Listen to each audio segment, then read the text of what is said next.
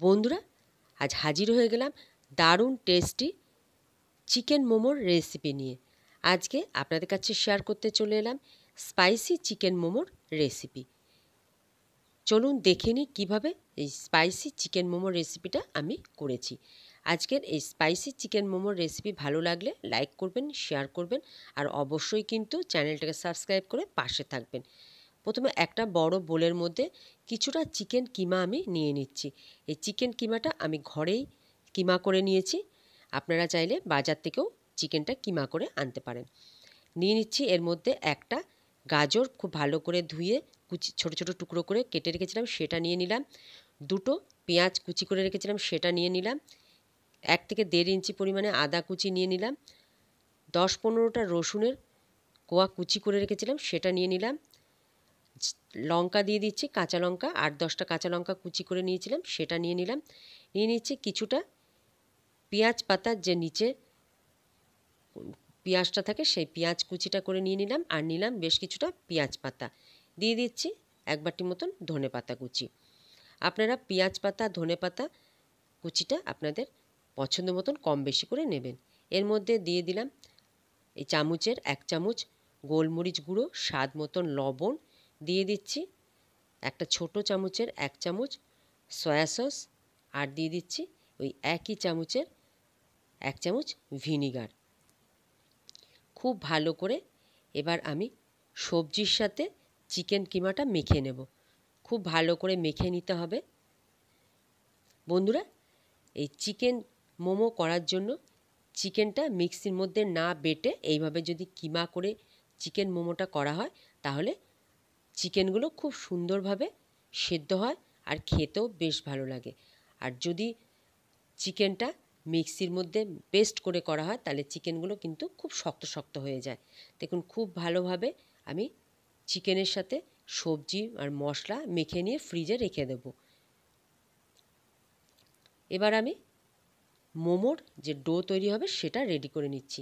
একটা বড় থালার মধ্যে এই একটা হাতার মাপে আমি 4 হাতা মতন ময়দা নিয়ে নিচ্ছি। আপনারা ময়দার পরিমাণটা আপনাদের পছন্দ মতন কম বেশি করে নেবেন। দিয়ে দিলাম স্বাদ মতন লবণ। লবণ দিয়ে ময়দাটা খুব ভালো করে আগে মেখে নিয়ে অল্প অল্প করে জল দিয়ে একটা ডো আমি রেডি করে নেব। ময়দার এই ডোটা খুব বেশি নরম করব না, আবার খুব বেশি শক্ত করব না। দেখুন ময়দার ডোটা এইভাবে আমি রেডি করে নিচ্ছি। খুব বেশি নরমও নেই, আবার খুব বেশি কিন্তু ডোটা আমি শক্ত করে মাখিনি। এরপর দিয়ে দিচ্ছি এর মধ্যে 1 চামচের মতন সাদা তেল। সাদা তেল দিয়ে এই ময়দার ডোটা আবারও একটু মথে নিয়ে ঢাকা দিয়ে আমি রেখে দিচ্ছি 10 মিনিটের জন্য। 10 মিনিট পর ফিরে এলাম। দেখুন ময়দার ডোটা কিন্তু অনেকটাই সফট হয়ে গেছে। আবারও একটু মথে নিয়ে আমি এবার লেচি কেটে নেব। এই ময়দার ডো থেকে আমি বড় বড় করে লেচি কেটে নেব। আমি এইভাবে বড় বড় করে লেচি কেটে তবেই মোমোর যে রুটিগুলো বা মোমোর ডোয়ের যে রুটিগুলো হবে সেগুলো তৈরি করে নেব। প্রথমে একটা বড় লেচি এইভাবে আমি নিয়ে নিয়েছি, আর একটু একটু করে ময়দা দিয়ে খুব বড় একটা পাতলা রুটি আমি তৈরি করে নেব। খুব বেশি মোটা করব না, বেশ একটু পাতলা করেই বেলে নিচ্ছি। আরেকটু আমি বেলে নিচ্ছি, খুব ভালো করে পাতলা করে বেলে নিয়েছি। এইভাবে যদি মোমোর যে রুটিটা বা মোমোর যে ডোটা আছে সেটা তৈরি করা হয় তাহলে একসাথে কিন্তু 2-3টে করে তৈরি করা হবে। এবার একটা বাটি নিয়ে নিয়েছি, দিয়ে এইভাবে আমি বাটির সাইজে কেটে নিচ্ছি। দেখুন আমার একবারেই বেলে 2টো করে নিয়েছি। আমার এখানে 3টে হতো যদি বাটিটা একটু ছোটো থাকতো, তবে আপনারা যদি আরেকটু ছোট ছোট করতে চান তাহলে 3টে কিন্তু অনায়াসে হয়ে যাবে। এখন আমি 2টো মোমোর এই রুটিগুলো তৈরি করে নিলাম। এবার একটার মধ্যে 1 চামচ আমি যে চিকেন আর সবজির পুরটা করে রেখেছিলাম সেটা দিয়ে এইভাবে আমি একটা মোমো রেডি করে নিচ্ছি। এইভাবে করে নিচ্ছি, খুব সহজেই কিন্তু এই মোমোর শেপটা যে কেউ দিতে পারবে। দেখুন এইভাবে আবার উল্টো দিকে একটু ঘুরিয়ে খুব ভালো করে চেপে দেব। খুব ভালো করে চেপে দিয়েছি যাতে না খুলে যায়। খুব সহজেই কিন্তু এই মোমোর শেপটা তৈরি করা হয়ে গেল। এইভাবে একটু চেপে দিলে খুলবে না। দেখুন একটা তৈরি করা হয়ে গেছে, আবারও একটা আমি একই রকমভাবে মোমোর তৈরি করে দেখিয়ে দিচ্ছি। আপনারা আপনাদের পছন্দ মতন যে কোনো শেপ দিতে পারেন, তবে এইটা খুবই সহজ, যে কেউ এটা খুব সহজেই শেপটা তৈরি করতে পারবে। দেখুন এইটাও আমার রেডি করা হয়ে গেল। এবার আমি আরেকটা বড় লেচি নিয়ে এই একই রকমভাবে মোমোর যে রুটিগুলো সেগুলো তৈরি করে নেব। দেখুন সবগুলো একই মাপে তৈরি করে নিয়েছি। এবার একটা একটা করে আমি সমস্ত মোমোগুলো তৈরি করে নেব। আবারও একটা রুটি নিয়ে এইভাবে 1 চামচ চিকেন আর সবজি দিয়ে যে পুরটা রেডি করা ছিল সেটা দিয়ে দিলাম। দিয়ে এইরকমভাবে উল্টে একটু চেপে দিয়ে উল্টো দিকে ঘুরিয়ে খুব সহজেই কিন্তু এই মোমোর শেপটা তৈরি করা যায়। খুবই সহজ এটা করা। একটু ভালো করে চিপে দিলে আর খুলবে না, আর দেখতেও বেশ একটু অন্যরকম লাগে।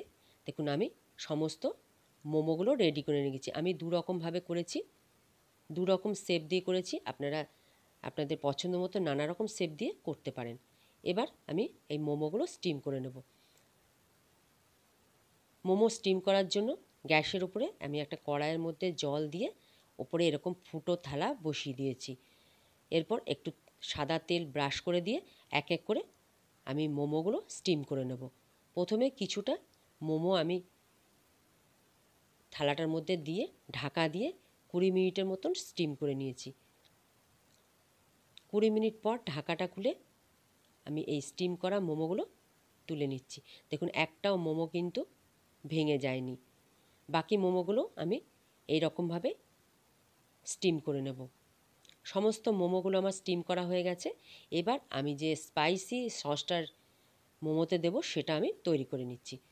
প্যান গরম হয়ে গেছে, তাতে 1 চামচ সাদা তেল দিয়ে দিয়েছি। তেলটা গরম করে কিছুটা রসুন আমি একটু বড় বড় টুকরো করে কেটে রেখেছিলাম, সেটা হালকা ভেজে নিয়ে বড় চামচের 1.5 চামচের মতন যে পেঁয়াজ পাতা ছিল সেই পেঁয়াজ পাতা একটু দিয়ে হালকা ভেজে নিলাম। এর মধ্যে দিয়ে দিচ্ছি একটা টমেটো আমি সেদ্ধ করে ম্যাশ করে নিয়েছিলাম বা মিক্সিতে বেটে নিয়েছিলাম, সেই টমেটো বাটাটা দিয়ে দিলাম।